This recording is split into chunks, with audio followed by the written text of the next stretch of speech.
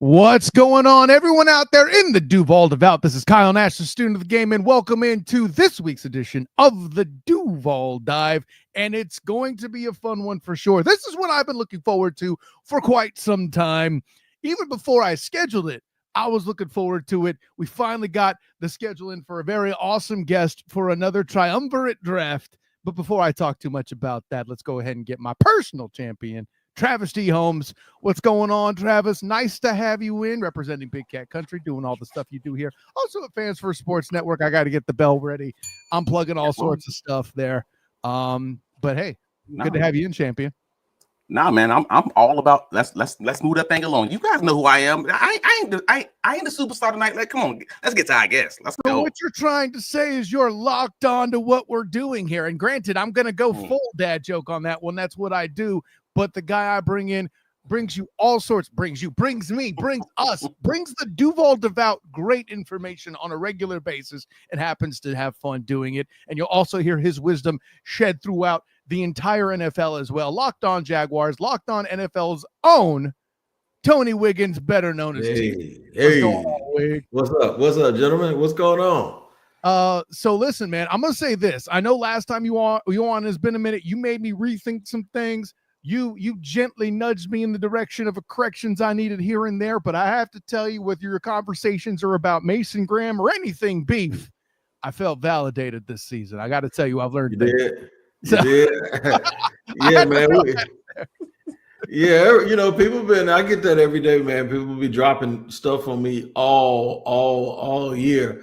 And then around this time of year, man, usually when they start hearing those names, they're like, man, I told you. I'm like, yeah, man, I know it, but we got to wait and get to the moment, man. You can't rush it. You know what I mean? Hey, absolutely. And also all of us performing the public service of getting the Duval Devout such that it is, and all NFL fans in your case, through lying season. And the reason why it's lying season, the NFL draft is a short time, only about a week away. So without further ado, let's go ahead and get into it. And by the way, Wiggs, I know you got some other stuff tonight with Logged On. What are you doing? Plug it real quick. Let the people know.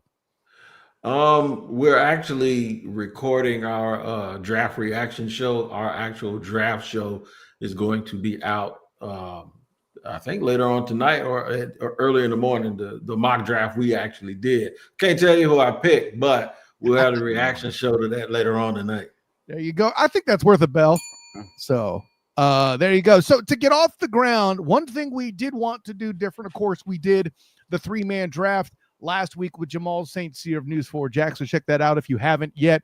And the one thing that's absolutely different is the people who were picked. In this case, we're looking at the shall we say, the quandary connected to these picks. Shedeur Sanders is actually off the board for the Browns this time, meaning there's an extra one of those top players that people are talking about amongst the Duval Devout last week. And the reason why we're doing the 3-man draft is because it's a 3-man office in the Jags front office right now, essentially running the show. So with all that being done, TWiggs, I'm going to have you play the role of James Gladstone there. I'm going to pretend we handed you the fountain of youth there and got you in there listening to a whole different genre of music or whatever it is. But all right. What we have going here, obviously, for those who are on the pod, Cam Ward's off the board, Shedeur Sanders to the Browns, Abdul Carter to the Giants, and Travis Hunter, surprisingly, being picked up by Coach Mike Vrabel and the New England Patriots.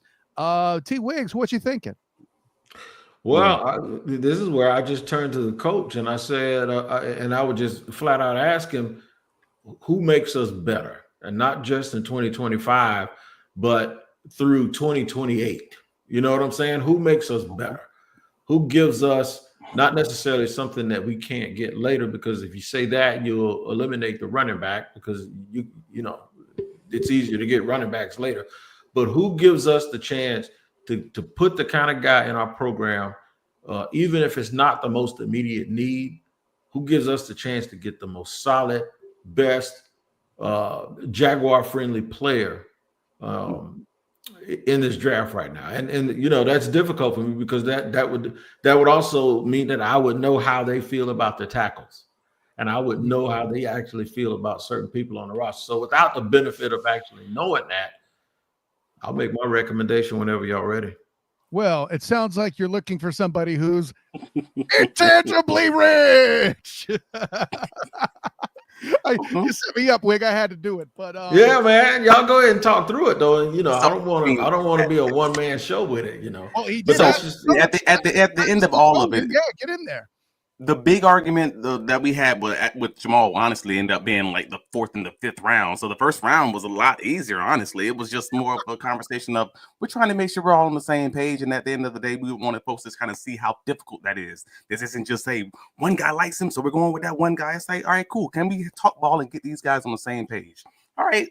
Well, we know Mason Graham. We know how, even if the fan base may be a little bit split on him out of the draft fatigue, I think he's pretty solidly one of those guys who, if he's not blue chip, he's dang near close. All right, cool. I think we're generally on that wavelength across the board with most football guys I've talked to. So you're kind of having that conversation, or you're maybe talking about maybe putting a Will Campbell, drafting Will Campbell and maybe pushing him into guard in year 1, or maybe even allowing him to compete with Anton or Walker Little. I think that's a solid situation for the trenches on each way, going each way. I'm probably going to lean Mason Graham, but if you have a strong opinion or a line in the sand moment when we need to move off of that guy, I would love to hear, but otherwise, that's probably where I'm leaning.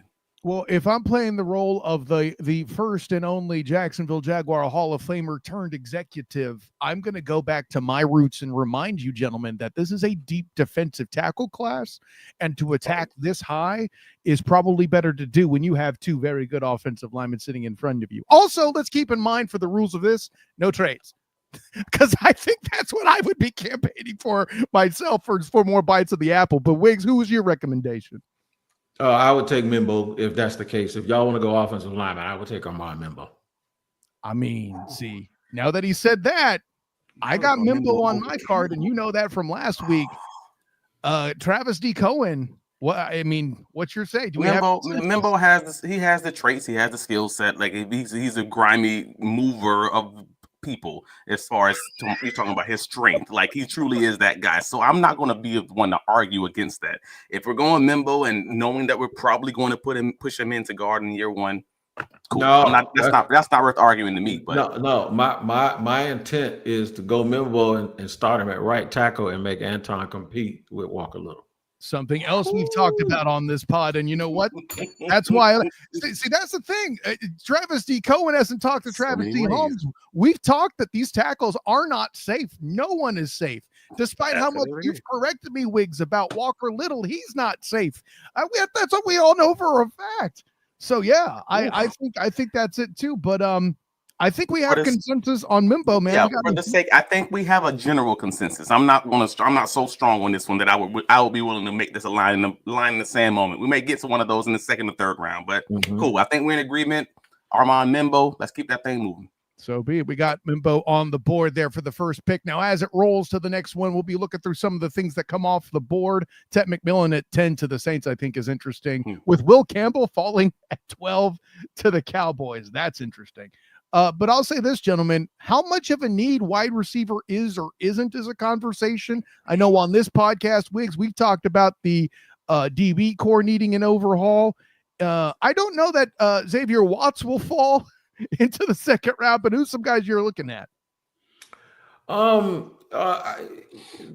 somebody's offering a trade. Look at that. They can try. They're not going to get it. It's I know it, right?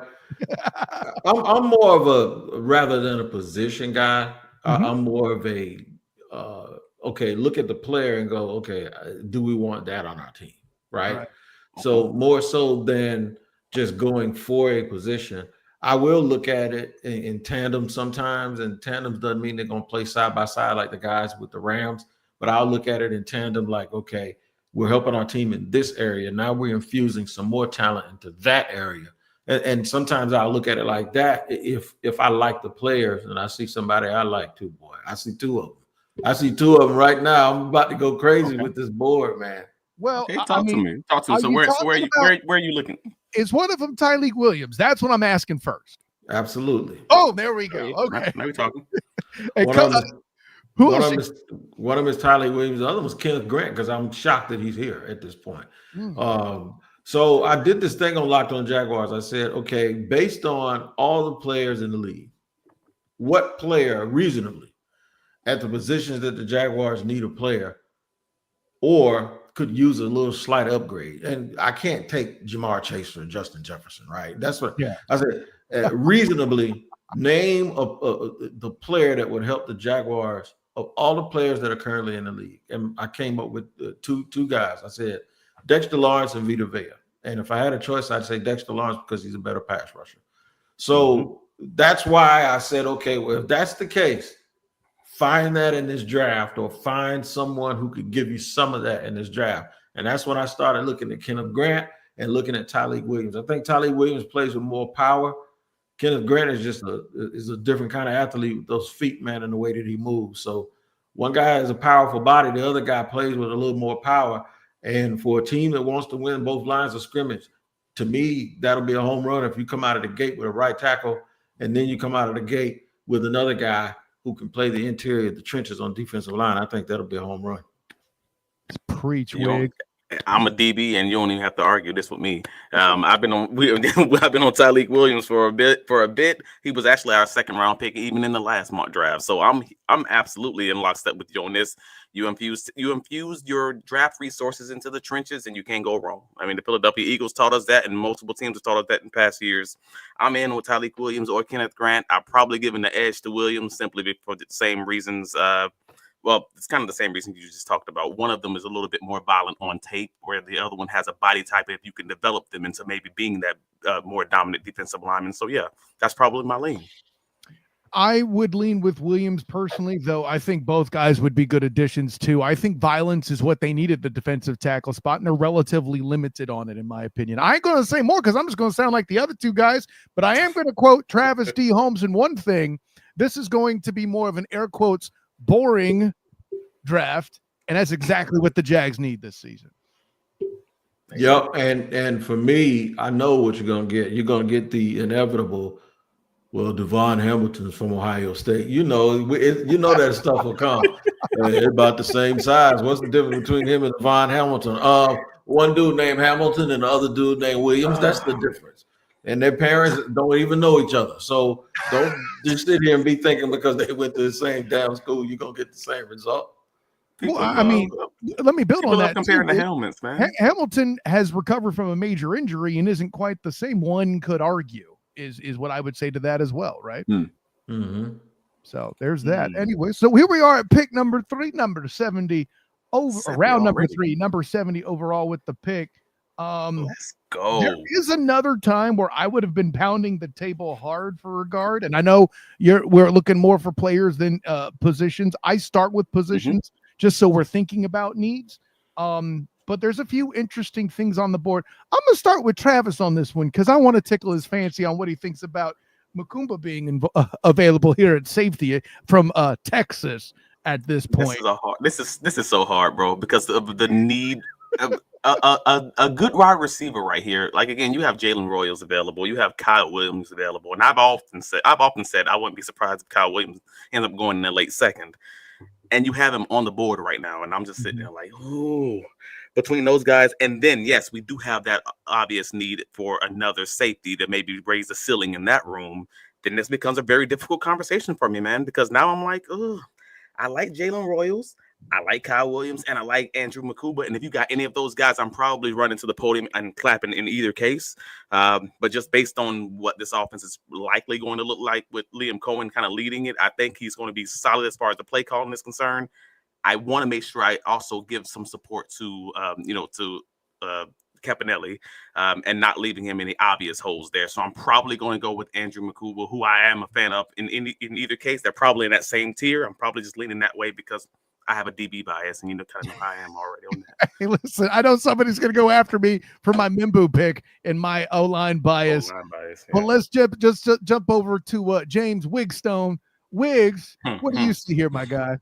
I like the safety, and I'll go ahead when it popped up and I looked at the receivers. Those are both receivers that I like, but I got my eye on somebody else for a different reason. And when I say it, you guys will remember from what James Gladstone said yesterday. So for the sake of where we are right now, I would go with this we don't have to stick with the few names that we see, but I do like Makuba, and I do think he kind of fits with the way that they're going to play on the back end. So yeah, Andrew Makuba is the dude that I think we should be focusing on. Excellent. I think that's 3 consensus in a row for the most part. Well, okay. I know you weren't feeling Mimbu necessarily, Travis. That's my bad. But I was in the range. It's fine. We're in shooting range. So okay, that'll get that. To get the second pick in the 3rd round here shortly, and then after that, I know Wiggs, you got to jump pretty soon to meet your obligations there. But when I say to you, our picks so far are all defense, except for our first pick at tackle, right? So we got 2 out of 3 defense there. I honestly feel pretty good about that. What do you guys think? Yeah, I don't want to go defense with this one though. Where I'm going with this, I'm going with wide receiver, and I'm going to tell you why I'm going here with the receiver that I'm going to take. Okay. Because yesterday, when I think Mia O'Brien asked Liam Cohen about the receivers, and he said, "Well, I think the question was something like, who's going to be able to help BTJ? The support, Who's the number 2? Who's the number 3? Number 2 and number 3, right? And he said Parker Washington, and he said Diamond Brown. And my man Gabe Davis' name wasn't mentioned, right? And I know people can say, well, he was just talking off the top of his head. For the coaches that they have now, the dudes that know these dudes, this is all they do, man. I'm telling you, this is really revenge of the football nerds just that took over. And I say that with compassion. I don't say that in a way. I say that in a barbershop way of respect. You know what I'm saying? Because I'm one of them. I'm one of them, and y'all are too. And so, it's like for you don't forget stuff like that when it's time. The fact that if you think, okay, it was just a slip, a mind slip, there's a hell of a mind slip, ain't it? To forget the dude that's the highest paid wide receiver on your team, and you name 3 other people. But he mentioned there may be different body types. There may be a guy that's a ball in the hand guy. There may be a guy that's a catch radius guy. So even though Brian Thomas Jr. is 6'2.5", 6'3", is all of that stuff. When I do look at Diamond Brown, who's speed and is a ball in the hand guy, when I do look at Parker Washington, who's a ball in the hand guy and runs with power, I'm missing that tall receiver, so I'm going to hope that Savion Williams is still on the board. Let's go. I knew it. Let's go. Let me tell you this, Wiggs, and the reason why I'm getting this excited, I'm generally speaking a terrible scout. I'm open with that. This is why I do so many mock draft shows. I am not a great scout. However, when I was covering TCU battling UCF with the black and gold banneret, I called it at that point that Savion Williams was going to be an NFL receiver, even in a losing effort to the Knights. I knew that was going to happen. And I know what you want your room to look like, and he is going to make.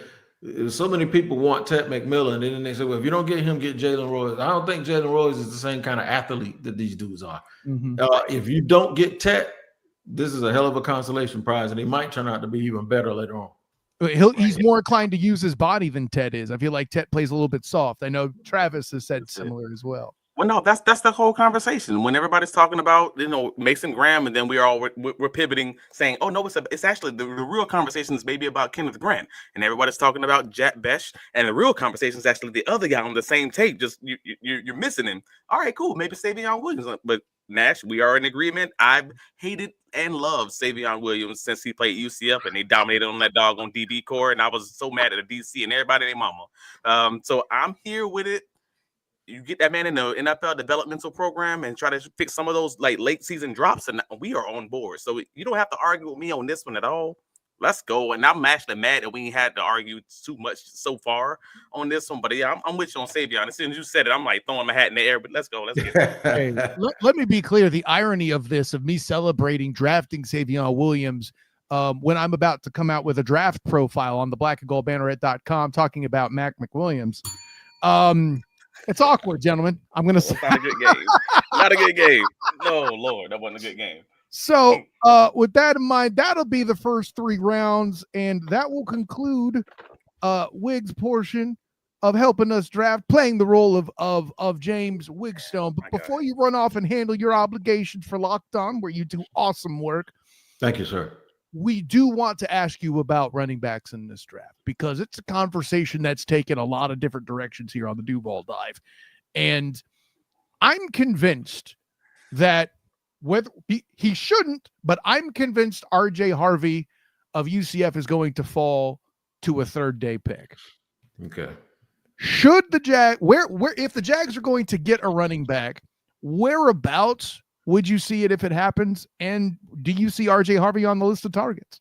Yeah, he's on the list of targets. I think it'll happen in round 4, and there'll be somebody left over. It won't be Caleb Johnson. It won't be them dudes. I'm a big Dylan Sampson fan. It's just that I know for the running backs that they want, you're going to have to be able to block. So, but I do think having that talent to carry the ball in your hand is really, really important, especially when in terms of being able to run with speed and run those stretch plays that they want to run. Either Dylan Sampson, and I know I said I like guys that block, but sometimes with running, you have to just take the dude that can run. Dylan Sampson, or if you go a little bit later, Trevor Etienne. Trevor Etienne. Okay. That would be interesting. Etienne. I'm sitting there thinking, okay, we need Bucky Irving types, and they got a power guy, and then they have another speed dude. But the thing is, they run a lot of 2 tailback sets too. So their running back 3 and running back 4 positions are now important. Sometimes you see teams carry 3, but most of those teams are just single back, and they never run 2 tailbacks. The Tampa Bay under Liam Cohen, they would have 2 tailbacks in the game. They have Rashad White and Bucky Irving in the game at the same time.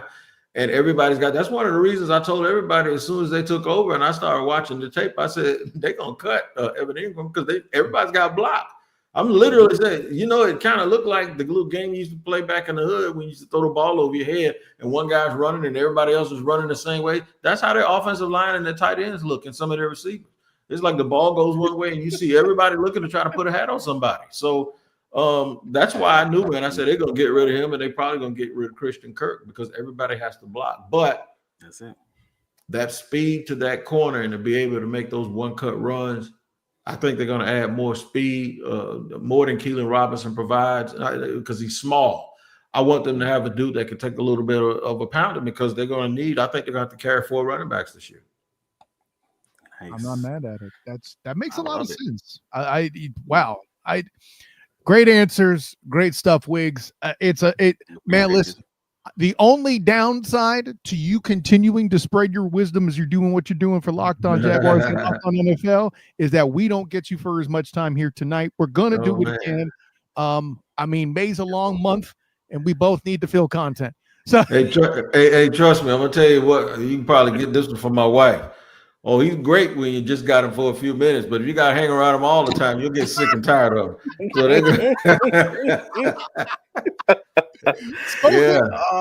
like a man of true wisdom and experience. Yeah. I ain't too good for a whole day, man. But 17 minutes, we get the best 17 minutes ever on a podcast. 17 minutes of your life. All right. Hey, love you, Wig. How I'm going to top that. So, Wig, I'll just say thank you for coming on. Check out Wiggs, Locked On Jaguars, Locked On NFL, doing the barbershop thing there. And tell them your socials because I forget off the top of my head. Shop Talking Wig, man. And that's what we do. We talk shop. So it's Shop Talking Wig on Instagram and on X. And I ain't gonna give you my Facebook address because I got some weird family members, so we don't need y'all to know them too much. Don't we all, man? He's Shop Talking Wig, and I always tell people he's a cut above the rest. Take care, Wig, and have a good one tonight. Appreciate it. Thanks, man. Now that's what privilege looks like. Talking to that man, knowing ball, and you know what was great about it this time? For all my sorry drafting and scouting skills, I agree with him every single damn time. Let's go. Oh man, I'm mad that oh gosh, You're mad that you know ball? I'm mad we didn't have more arguments. I'm mad that we were so on the same page that it feels like that I was hired by him or that he was hired by me. I forgot who's Gladstone today. I don't know. I'm Liam, I guess. Let's go. But yeah. You know what? I hired both you humpy bumpies. That's the way you look at it. I'm here for it. Thank you, Mr. Baselli. Right. All right, cool. So let's draft Savion. Let's draft Savion Williams just to make sure we don't lose track of that piece. Before we do that, I know you're into to some disagreement, so let's head to the comments. Shouts to my two full-time listeners here. I think it interesting that we had Wiggs on the show, but Nick Sweet is referring to you as Unk, saying you look sweet with them. He's not wrong though. Them shades look good. Man, I'm on the Twitters, man. When you're talking to all these people, I'll be talking to people like 15 and 18 years old. If you don't feel like an uncle by then, boy, yeah, I got nieces that age. It is what it is. Whatever. There's so many 18-year-olds I know that I could still take to the hole. I ain't even worried about it. Dub season comes in. Deontay Walker is interesting mid-round, 7.5 sacks in 2023, while Cohen coached with Kentucky. We won't rule that out as a mid-rounder. I wanted to get to Hef's question here because I think it's a good one, and I don't want him to think I'm selling out on Walker Little here. But Hef asks, does everybody forget that Walker Little started the 2023 season as a top 5 left tackle prior to making the move inside and getting injured? Yeah, I mean, and he was handling injuries and suspensions and all that. It's not that people forgot Hef. You got to remember this is also a different coaching staff, and it's different not regime. Right. You know what? Coaching staff is incorrect. I'm glad you got me on that one. A different front office. Different front office, different scheme. That's going to ask for different things from guys. Like the fact of the matter is that last coaching staff, they asked for lighter offensive linemen, lighter tackles who are able to move a little bit better. And the new staff, because they're going to run a little bit of gap, a little bit of man also, maybe they're going to want stronger guys who are better able to kind of get those guys and control those guys in between those gaps. So there's no guarantee that this is what they're looking for. This is just what they have at the moment. So I'm not discounting Walker Little. It's just that we don't know what these guys are looking for, and this might not even be the same type of guy. What we are is holding them to what they say in the preseason, just like we did with the previous regime when they promised more physical toughness. And props to the press corps that asked about that. I forget if it was a friend of the show, John Shipley, on Jaguars on SI, or, oh man, Wig had to go so fast we didn't get a chance to ask him about Intangibly Rich and him asking that question. We'll save it for next time. That's a May question. We'll get into that. But I bring up this comment here by Lavi Wellner 1. No one on our O-line should be safe, and Mimbu would be a fantastic pick. I think the reason why that is if you're taking physical strength seriously as you claim, Mimbu's got to be on your list of consideration. This isn't like a Trent Baalke situation where you're saying we got to get stronger. We got to get stronger. Hell no, we drafting a dude that's strong. We ain't got to worry about what we got to get. We are there. We just got to make sure this technique is right at that point. And I wanted to bring this one up. Robert got here a little late. Hef let him know who we picked, and Robert's on board with the hell yeah. That's what I'm talking about. We like it when Robert's on board. Yeah. A lot of love to that too, and a lot of love for the Mimbu pick. I dig that the Duval Devouter board here is all into that. And this is Ty Hamilton is Tyleik Williams' backup. I think that's related to a conversation we had at the pick. And I think Lavi Wellner 1 jumps in with the comment again to follow kind of what we said. Williams or Grant would follow the Mimbo theme of getting that straight in there. It's what Baalke promised last year, then didn't do. We touched on that exactly, Lavi. We are 1,000,000,000% behind you on that one. That's it.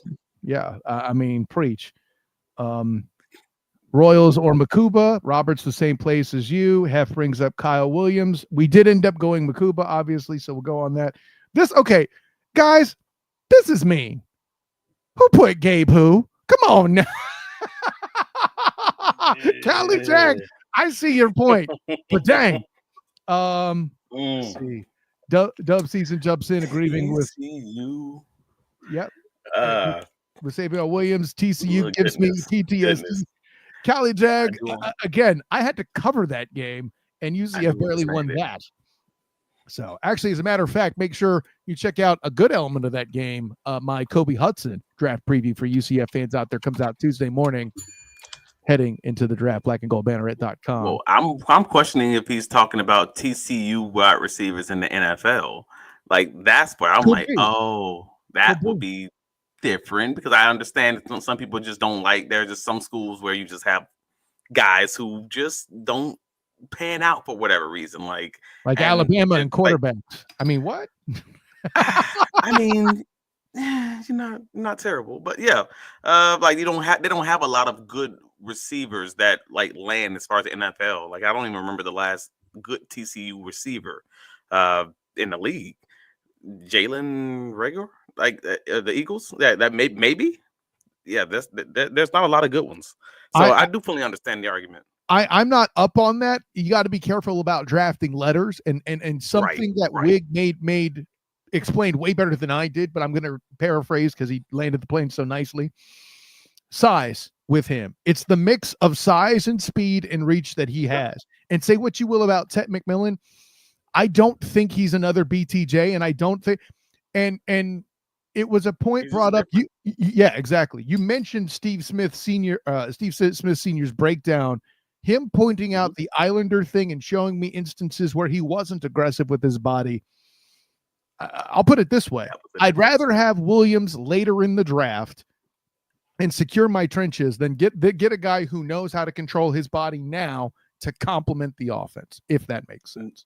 No, I fully understand you, and knowing that this is a regime that's going to they're going to give a lean towards guys who are already more developed, and that maybe sometimes that can equal older prospect, but guys who are generally more developed right now than guys who maybe need a little bit more maturing or need a little bit more development. So like trying to say, I'm going to draft this big guy who plays small, and I'm going to hopefully coach him into playing big, versus I'm going to draft this guy who plays big. He just may need to fix some drops. I think that may be a little bit easier of a fix, technique wise, practice wise, whatever, coaching wise. But you're not having it. It goes back to that physicality conversation when we talked about Mimbu. You don't have to teach the thing that we want you to be. You're going to naturally raise the room by being who you naturally are. All we're going to do is teach you technique stuff to catch the ball better. Yes. Cool, I'm down with that. Yes, we're here to coach you, not shape you. I agree with that 100%. By the way, DG jumps in completely on the Makuba train. Makuba, no matter what, he's making sure you get your safety. Shout out to DG for jumping in the comments. Let's go. And giving Travis his love. Zenith mentions the point that Sampson of Tennessee is still 20. That's a point. He says he likes it. That's something that kind of shies me away if you're looking for immediate production. But if this is a development player, that's an important thing to consider. 100%. Earlier in the draft, you're going to go with the younger guys. Later in the draft, you might go with the older guys. I think that's reasonable. Guys who got pushed down the draft board because they may be a little bit older. You may not get a second contract from them. I get that. But if your first guy is 25, I got questions because they got that old man strength over these 18-year-olds. I don't need that either. If they're playing right away, there's something to. I don't know. I think that's it's the RJ Harvey argument. It's truly the RJ Harvey argument. Like if he's 21 starting off as his early season playing against 18-year-olds, then maybe that should be taken into consideration when watching the tape. I get it. Or maybe you won't even get to the end of that second contract. Like I understand that's what may make him a third to fourth round, draft pick. And I got to give credit to the comments. They're having a lot of the same conversations that we just touched on with the first comment. You guys are amazing. I'm floored every week by how intelligent you are, because I've been jaded by, shall we say, less intelligent audience crews. I do cover UCF, just to throw that out there. So, hey, man, listen, some of these fans keep telling me about firing Johnny Dawkins. I'm scarred, okay? So with all that in mind, let's go into this. Boy, this conversation got deep over here. Let's do this. Zenith brings in, I think, a point that speaks to kind of what we're trying to talk about with the Jaguars policy moving forward. Balky is finally gone, so we can actually draft Wolverines, and y'all are still passing here like he is. Jeez. That's funny. Zenith, you know what? It's true. And listen, the The only Wolverine that hurt me that Balky passed on is Jim Harbaugh. Okay, how about that? So,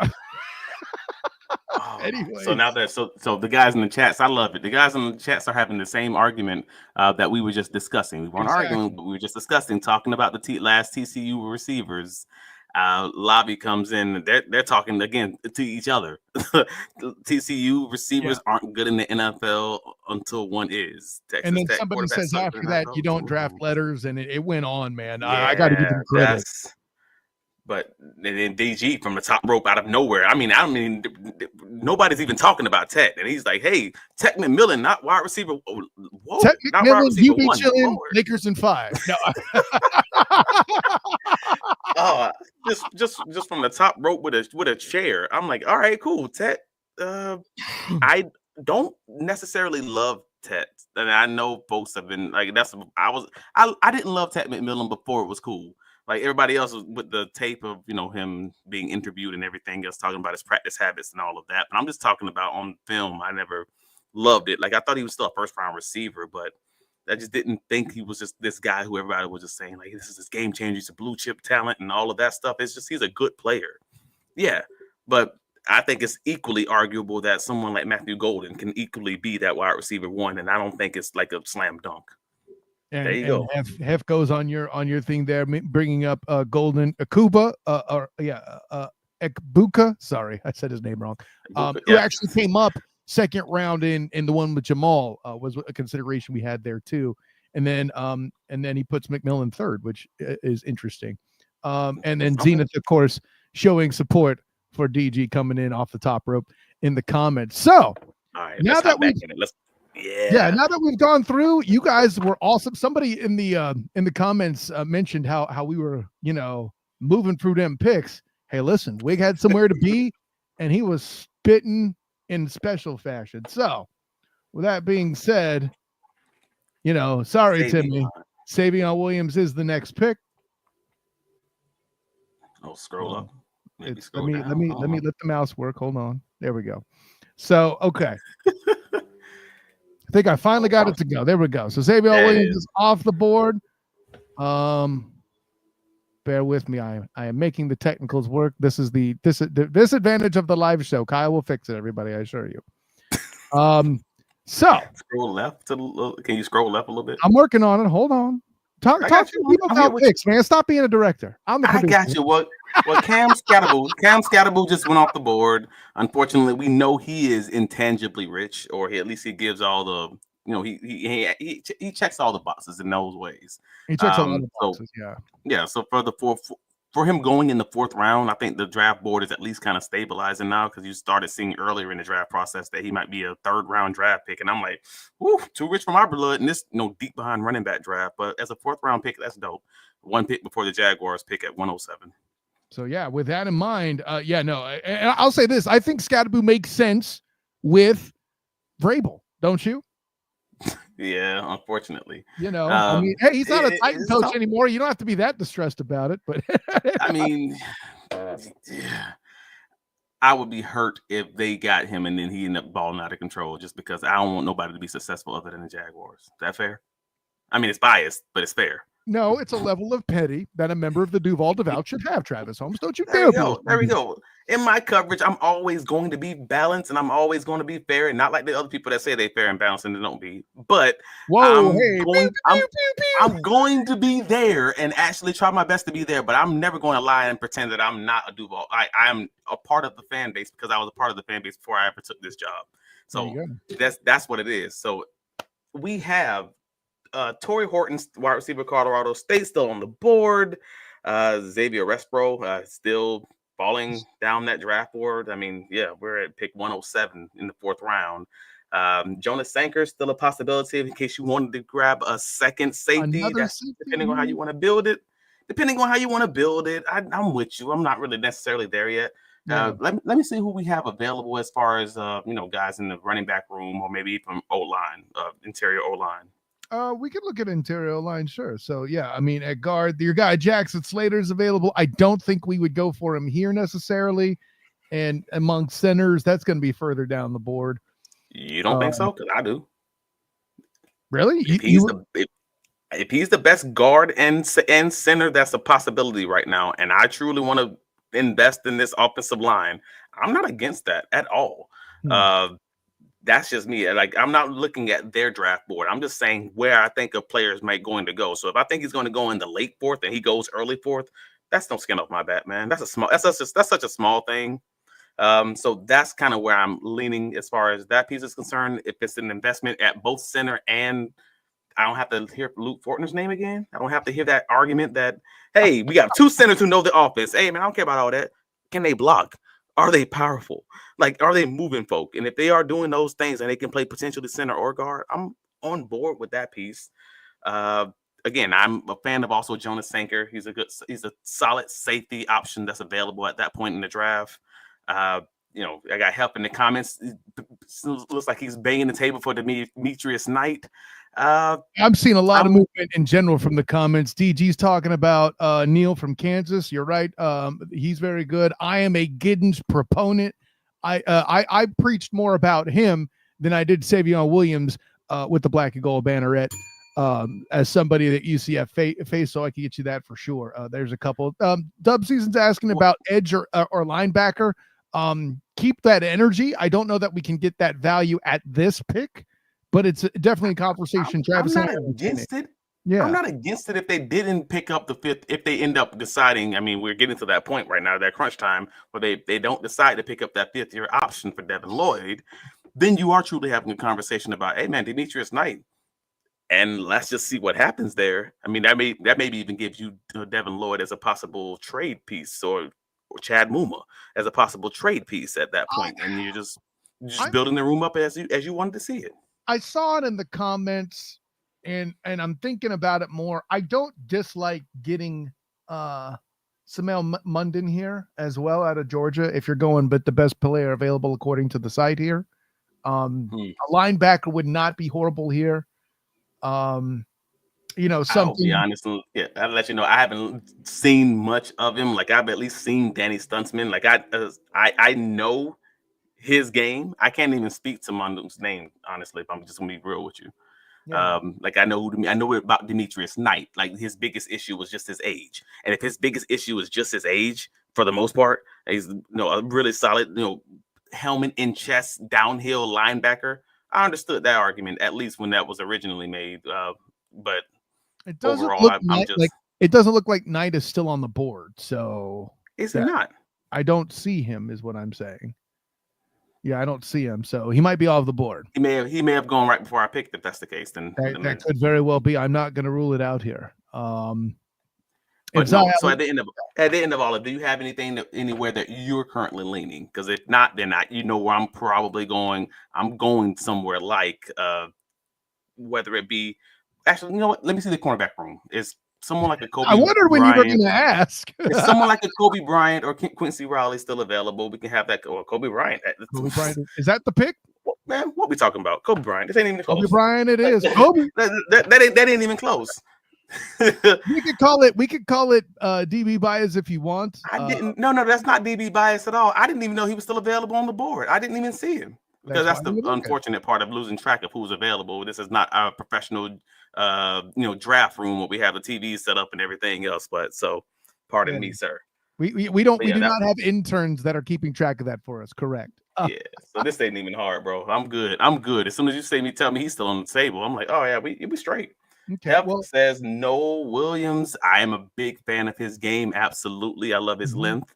But again, if you think you may be able to get him at a deeper pick, a later pick, then you absolutely try to do that. Try to get the best value you can get while trying to build this thing up. But he is still on the board. I'm noticing your dude Stuntsman is available here.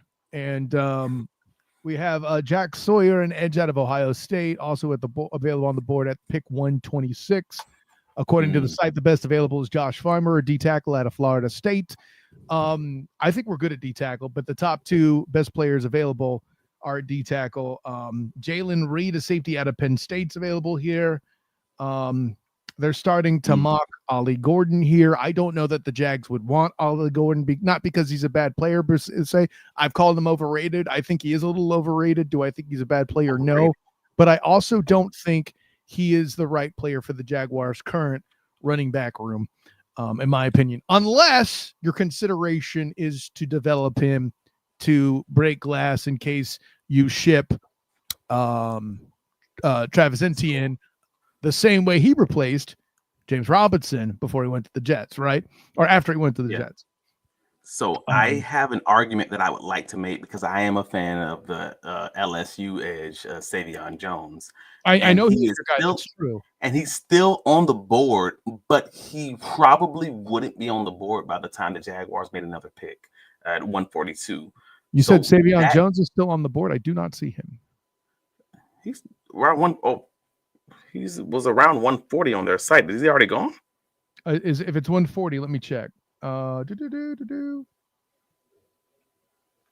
if he went early, then he's gone. The previous pick he was available, I noticed him, but he is gone, sir. Goodness, I'm struggling right now, bro. Yeah, this is one of those. Just so everyone in the all the audio listeners know, we are at pick 126. And as far as their draft board is concerned, so there's obviously been a run on the edges at that point. So at this point, we're just trying to figure out what's the best available guys that are on the board right now. And we can probably see like 8 to 10 guys at one time. So we're kind of just making, guesses. What I would suggest at this point, now that I see him and he's available, this could be a good place to get Jackson Slater. I ain't gonna argue with that. I mean, I was arguing for him last round. Which is why I think you're even happier to get him now, baby. That's what I'm trying to tell you. So if he's available, I'm good. But I know people in the comments are talking about grabbing RJ Harvey, going running back, etc. And I'm still not against it at all. I think he'll be available at 142.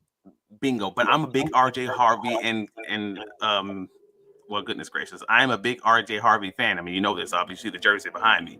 But if it ain't RJ, I'm still just fine with Cal Monangai.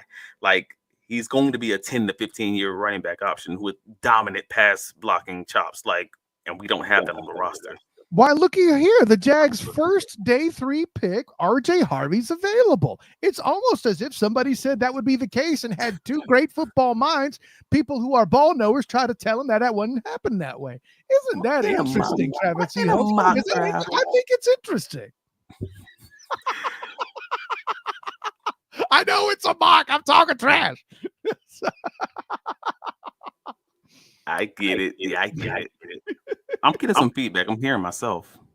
It's weird. Okay, so with all that in mind, Hef's even pounding the table for RJ Harvey now. Grab RJ Harvey. There Samson. We go. Zeke's calling for Samson. I don't think Samson's still on the board. I will double check in a minute when I'm not looking at the comments here real quick. You guys are going all out. God bless you guys. Fortner got a paycheck.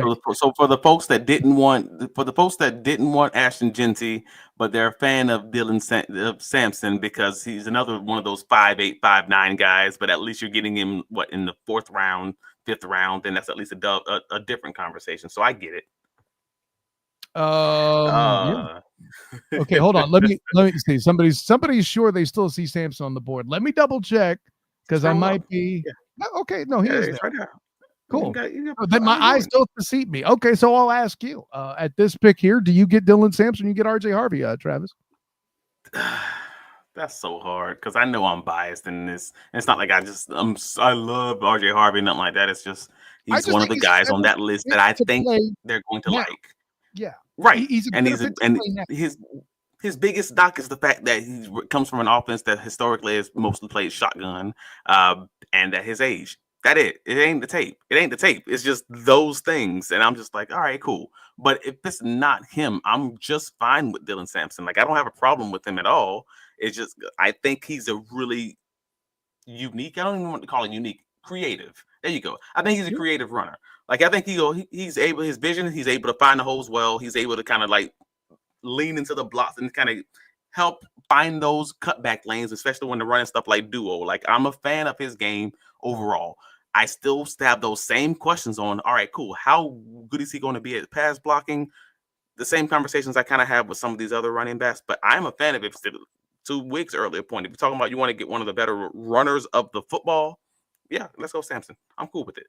Okay. But I think RJ Harvey is probably a better pass protector, and we don't have that on the roster at this current moment.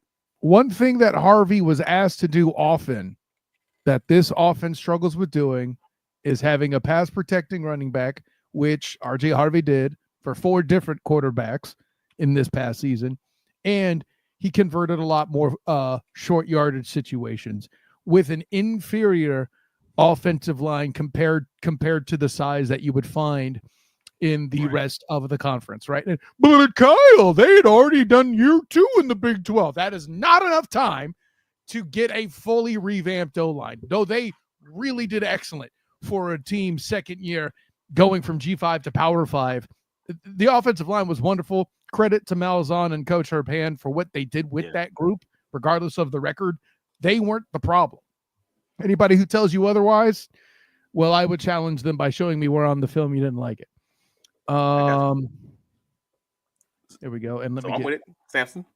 Hold on, let me walk through. So, go ahead and look at some comments while I figure this out, Travis. He's explosive, and he can. Oh, so now they're arguing about who's the better pick between Samson and RJ Harvey. I'm glad someone's doing it. Some people don't keep thinking that we're biased. Yeah, right. It's like that's. I promise you, it's not a UCF specific thing. Like I was saying that earlier in the process, just because I thought he was going to fit what they were trying to do. But UCF's O line was terrible, and he still broke it. They weren't terrible, but I mean, RJ Harvey was awesome, and no terrible O line allows a running back or helps a running back get 1,600 yards. So there's no world where a terrible O line helps a running back get 1,600 yards in a season. It doesn't exist. So and Zenith from the top rope with his own RJ Harvey take. You know, I like Harvey, but I'm not sure you're getting all of that rookie contract at his age, especially if injury happens. I mean, sure, but if you are also talking about a 5th round pick, maybe even 6th round pick, yeah, at that point, I think it's reasonable to say, even if he makes it through that rookie contract, it's worth it at that point. So I'm here. Well, and that's the thing. I understand the argument, though. I don't understand the argument in general for a player getting a second contract being a good or bad thing. You mentioned the later round pick thing. Hey, if they take themselves off the board and you don't have to pay a second contract as a franchise, there's a business advantage to that, right? And I know that might sound a little cold, but business is being cold sometimes. That's right. You know, business is, hey, I got this guy on a rookie contract. I'm going to work. I'm going to get all the yardage I can out of them. And when they're at the end of that contract, the 4th and 5th year of that contract, you know, in first round draft picks sake, I'm going to trade them away and get more resources back and do it again with the next running back. That's a winning strategy for me, from my perspective. Cool. You know, other teams have used it, and if you somehow find Saquon Barkley, then you do it then, you know. Okay, so Timmy, I'm going to light you up on this one because your competition statement is antiquated. It's just wrong. They're not a G5 team anymore. You can do it. You can do it. They're not in the American. Now I will compare the SEC, but hold on. I'm giving you sure that the SEC is better, but I explained why that balance is accounted for. This is a G5 team second year in converting into the power conference and having a 1,600-yard runner. There's no world where you could take that away from any offensive line. You just can't do it. Now, to your credit, here's where I'll give Timmy credit. The reason why the Gators beat them was an SEC line, 1,000,000,000%. But you know, I'll put it this way. The other thing that you're not accounting for with this UCF competition argument, Dion said it best. I'm going to put everybody and my mama in the box to stop him. And RJ Harvey still got 1,600 yards with everybody knowing he was coming. It's just a bad argument. I got you. What edges do we have available right now? That is a great question, Travis Holmes. Edges and corners. Want to take a look at before we get out of this 6th round, wrapping this bad boy up. I think that's very smart. So you know how I feel about Golden Gophers, but if you're feeling that game, I'm not mad at it. With Ja Joyner, came on Rucker out of North Carolina. You know how I feel about ACC. Robinson's not on the board, is he? Who is it? Say the name again. It Sorry. says Q Robinson, please. And I'm like, I don't think he's still on the board. I don't see him. Yeah, I'm pretty sure he's not on the board. No, he's on the. Yeah, he's long gone. He might have been gone. He might have been gone in the 5th round. We absolutely appreciate the suggestion, but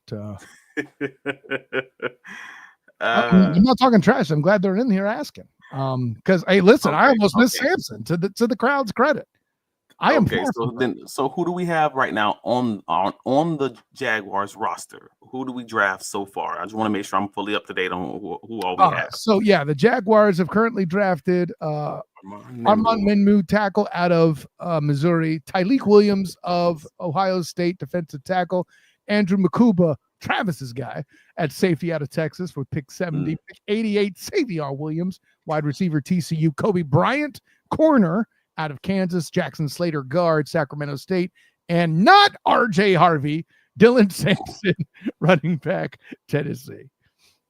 Okay. So I'm generally good. I don't really want to waste another draft pick with a quarterback if I don't think that they're going to actually beat out Nick Mullins, and I think that that's probably going to be the case if you're talking about drafting a quarterback at this stage of the draft. It's a roster, it's a camp arm at that point. I'm not necessarily against adding an additional defensive tackle. I know they originally I wanted an edge, but that doesn't seem like it's going to truly happen based on who's still available at this point in the draft. But yeah, I wouldn't be against going for a 3 technique option, one of the remaining defensive linemen that's kind of just sitting here, but also let me see who's available as far as the remaining guys in the cornerback room. In the corner room? All right, so we got Jalen Smith, USC. We got Caleb Ransoff from Tulane. Let's go. Again, I'm fully aware with my DB bias is showing. That's what's making these glasses red right here. I'm with y'all, but at the end of all of it, yeah, if it ain't no, I'm okay with Caleb right now. And yeah, we're double dipping at cornerback, sure. But we were going to double dip at either cornerback or receiver. I always knew that was going to be a possibility, and I don't know what other receivers are kind of still on the board right now to kind of make that decision. I'll say this: I think you could get Caleb later in this round.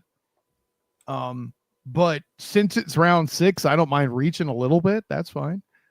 Yeah, I don't consider things a reach when you're in the 7th, 6th, and 5th round of a draft and these recent drafts, because these in previous drafts would have most of the time normally been like undrafted free agent guys, where you have a guy rated 5th round and someone else might have him rated as an undrafted free agent. At this point, it's just, hey, grab your guys.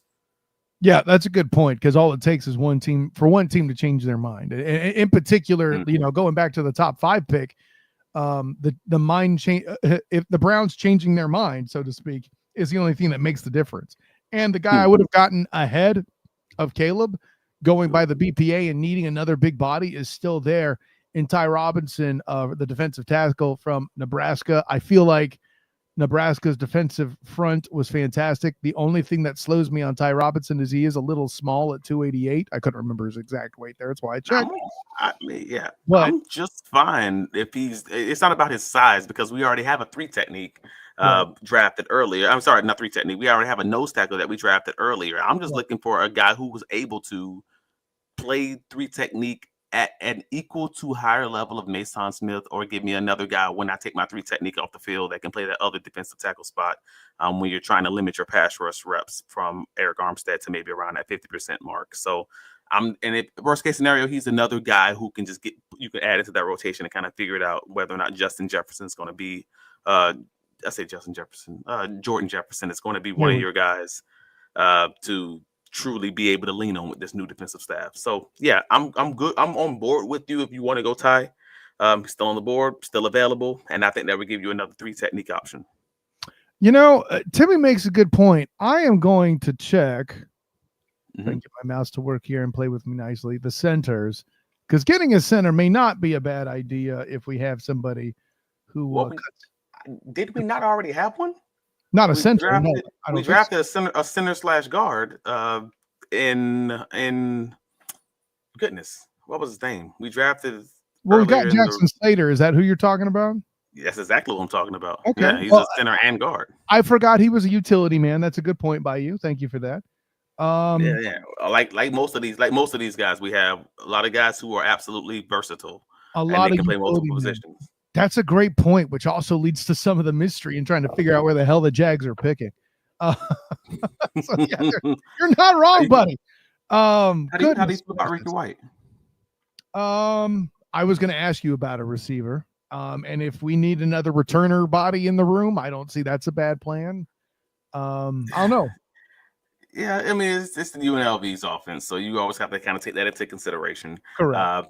But he's just again, he's a fast receiver from the same general manager who ended up drafting Tutu Atwell. Like I don't see there was absolutely a role that's going to be there, and De'Ami Brown's going to obviously cover some of that up. But if you're still trying to revamp that receiver room, I think he's also a solid option. Whether or not you go another big guy who may or may not even make the roster with the 4 additions in free agency, and we've added what I believe 2 more O linemen in this draft. Yeah, that's a lot. That's 6 O linemen, and unless you can stash these guys on the practice squad. Versus maybe having one of these guys in the receiver room that actually might be able to stick onto the roster and be able to be developed. So that's going to be interesting. I noticed Lavi mentioning Logan Brown from Kansas. No, he's not still there, but I agree with you. I think he is a good player as well. I'll double check just to make sure. Hef mentions Keandre Lambert-Smith, who is he runs a 4.3, played at Auburn, and blocks well on the outside and from the slot. Well, first of all, let me see if he's there. You might have seen him where I didn't, and that's totally cool. Let me jump to the receiver room. You guys are great with your contributions again tonight in the comments. Props to you. I don't see him here. Oh, no, there he is. Keandre Lambert-Smith. You know what? We'll throw one to the commenters. Let's land that plane. Who was that? I think that was Hef that suggested him. Let's do that. For the penultimate. 4.3, played at Auburn and blocks like hell on the outside from the slot. Sorry, so you got us a fast Tim Jones. I like it. Let's go. That's what I'm saying. Hey, you know what? They need some bleeding special teams help. We've had this conversation, Travis. You know, same old as De'Ami Brown. That's an interesting point. Same old as De'Ami. Okay, I can get behind that. Okay. Yeah, I'm not necessarily against it. I don't have a strong take on this one. Again, we're talking about a 6th round guys, and I only have a few guys that I'm truly like line in the sand moment on at that range of the draft. So yeah, I'm here for it. And Zenith has his whole take on, I guess, Jimmy Horn equaling a faster Tutu Atwell plus returner. We picked him last time too. We don't want to be that boring. No, but again, we like Jimmy Horn Jr. there too. I know our guy Brett Coleman, Travis pointed him out as a sleeper for that. Shout out to Brett Coleman. But to wrap it up for the final pick, I'll ask you this question. Yeah, there's a safety available in Hunter Waller out of Wisconsin. Is that something that moves the needle for you? Not really, honestly. That's not where I'm at this current moment in time. Like, if anything, I'm going.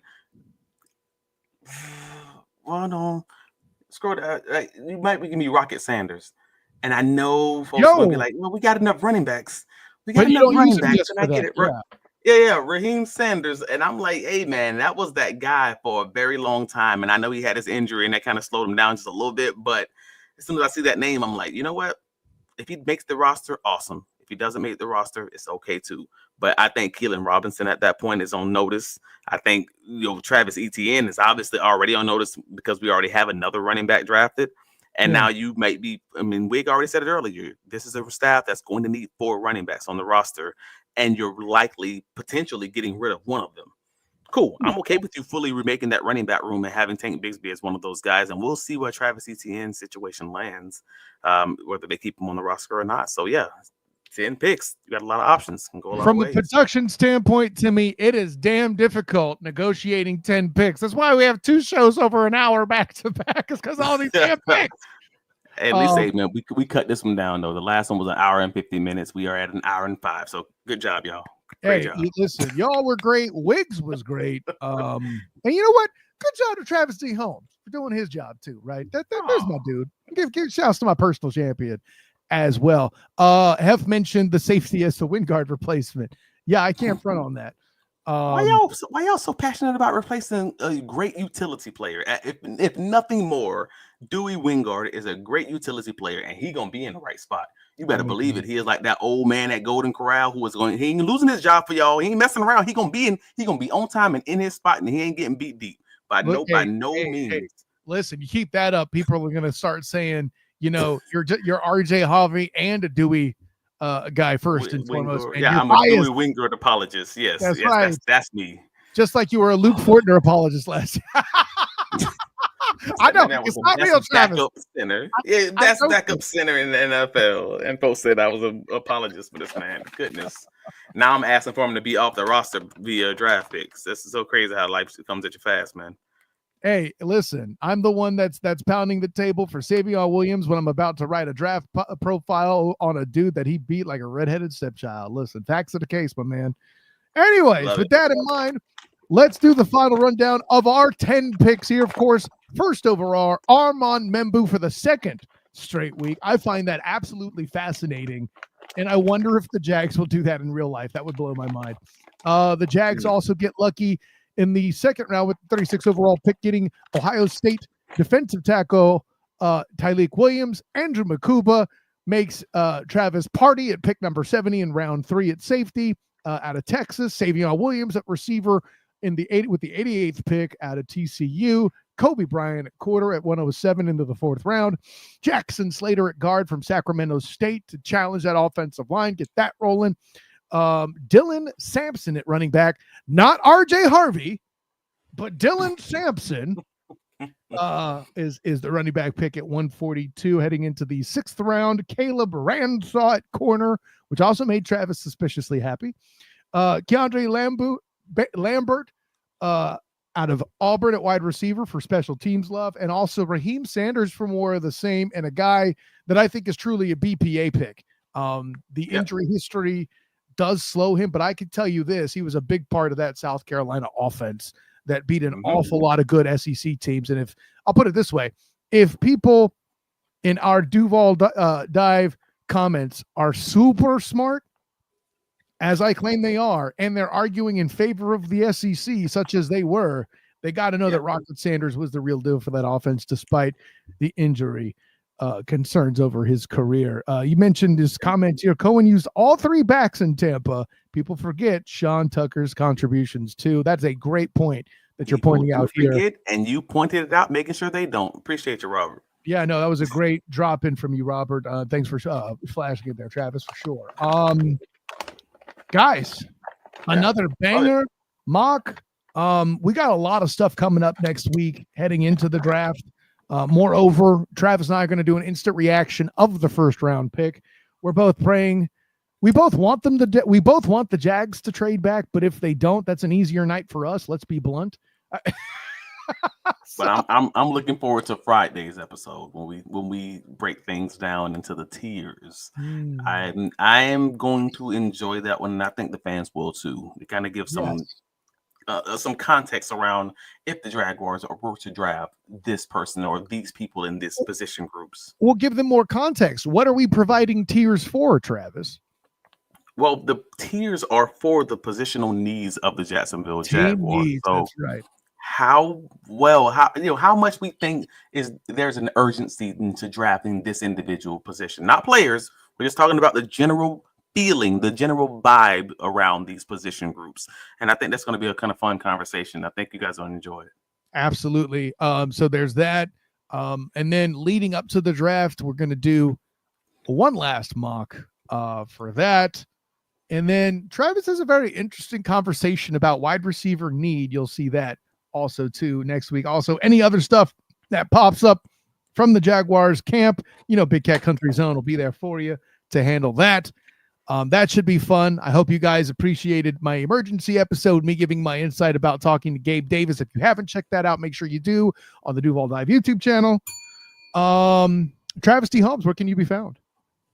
Hey, you can find me on bigcatcountry.com primarily, but if it ain't there and we're talking about podcasts, obviously you can find me here The Duval Dive on YouTube, wherever you catch your podcast. Please, before you leave, click that like button. Please subscribe. Even if you don't do YouTube, I don't care. Just please do it for me. Help us with the algorithm. We appreciate you for listening, comments, but also on the socials. Travis D Holmes, whether it's Facebook, whether it's Blue Sky, Instagram, wherever you social, I'm probably there. And man, you want to talk football on True Social, I'll be there too. We can talk about it. I don't care. Just let's just talk ball wherever ball is there to be talked. But yeah, bigcatcountry.com will have you covered with all the pressers and all the updates, and that was kind of what we broke it down on all our biggest takeaways from this James Gladstone and Liam Cohen pre-draft media luncheon. So what about you, sir? What can you Hey, listen, I know my reaction to that luncheon couldn't have been too bad. I didn't get any texts from Travis telling me how dumb I was, so that's a good thing. So with all that being said, of course, I am Kyle Nash, the Student of the Game. You can find me on Twitter, Instagram, Threads, and Blue Sky at the SOTG. Check out my Facebook at the Student of the Game. I don't have crazy family members on mine, so there you go. And of course, for Fans First Network, I covered the Orlando Magic play-in game last night. I was in the building at the Kia Center. 57 points off the bench. That and more decided that game. I tell you what is that happened there to get the Magic into the playoffs. And who knows if I can find some time over Easter, I am more than happy to attempt to preview that series if I can make it happen. Of course, also my work with the Black and Gold Banneret. I will be at UCF practice tomorrow morning collecting more stuff from the linebacker core after practice there. Just 2 practices left, Travis. So with that in mind, make sure you look out for that on the Night Shift YouTube channel for the Night Shift podcast of the blackandgoldbanneret.com. Draft previews, by the way, next week for UCF players. Make sure you look out for that. Heck, I even spoke to Mark Moses today, the Mark Moses show. So check that out. That if you can find that as well out on the YouTubes, give him some love. I think that's everything. So thanks again. 100 million tons from Wiggs, Locked On Jaguars, Locked On NFL, Big Cat Country Zone, my personal champion, Travis D. Holmes. And for you guys kicking butt again in the comments, what a great time. You guys are awesome. Even when you question me, I ain't even mad at you. Timmy, you had some great comments. I don't have to agree with you all the time. I got to shout you out because I love you had some intelligent stuff to say. And, oh yeah, and Drew Willingham from the top rope giving us a fire emoji on the way out. So, until next time, everyone, class dismissed.